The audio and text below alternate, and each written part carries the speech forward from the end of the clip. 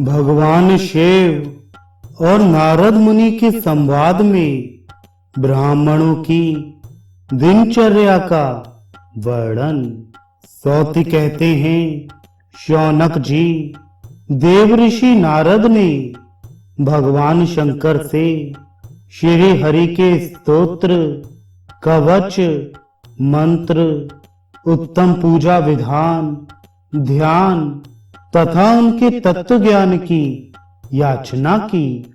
महेश्वर ने उन्हें स्तोत्र, कवच, मंत्र, ध्यान, पूजा विधि तथा उनके पूर्व जन्म संबंधी ज्ञान का उपदेश दिया। वह सब कुछ पाकर मुनि श्रेष्ठ नारद का मनोरथ पूर्ण हो गया।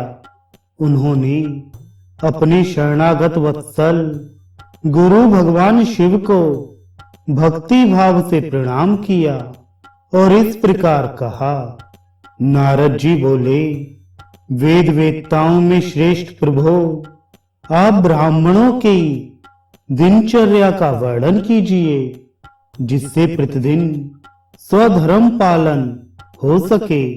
श्री महेश्वर ने कहा, प्रतिदिन ब्रह्म मुहूर्त में उठकर रात्रि में पहने हुए कपड़े को बदल दे और अपने ब्रह्मरंध्र में स्थित सूक्ष्म निर्मल गिलानी रहित सहस्त्रदल कमल पर विराजमान गुरुदेव का चिंतन करे।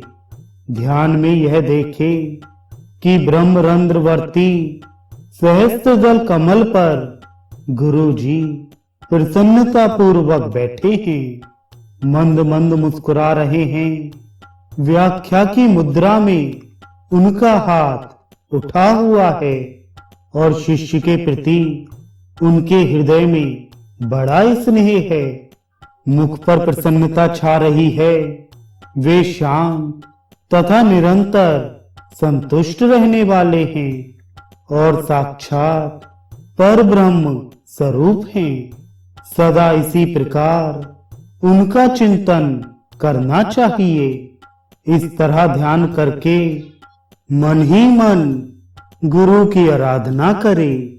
तदनंतर निर्मल श्वेत सहस्त्रदल भूषित विस्तृत हृदय कमल पर विराजमान इष्ट देव का चिंतन करे।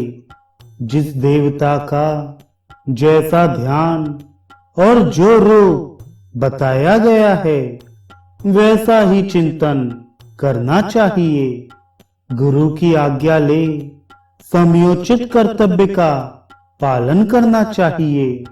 क्रम यह है कि पहले गुरु का ध्यान करके उन्हें प्रणाम करे, फिर उनकी विधिवत पूजा करने के पश्चात उनकी आज्ञा ले इष्ट देव का ध्यान एवं पूजन करे।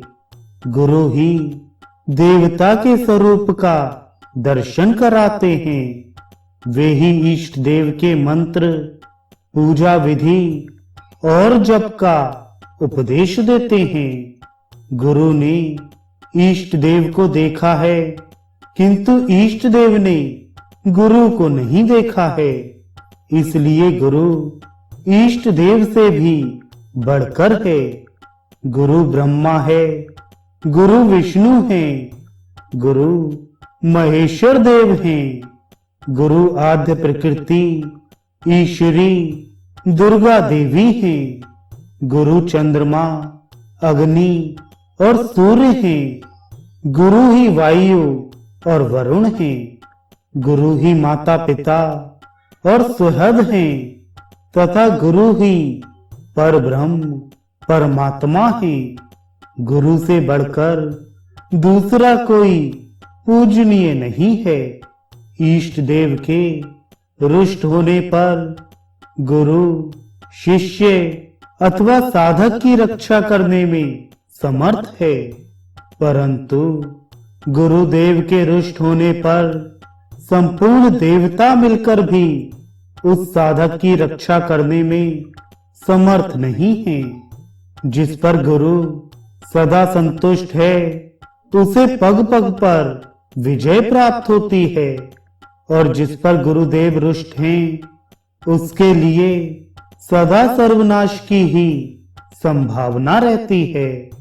जो मूढ़ भ्रमवश गुरु की पूजा ना करके इष्ट देव का पूजन करता है वह सैकड़ों ब्रह्म हत्याओं के पाप का भागी होता है, इसमें संशय नहीं है। सामवेद में साक्षात भगवान श्री हरि ने भी ऐसी बात कही है। इसलिए गुरु इष्ट देव से भी बढ़कर परम पूजनीय है।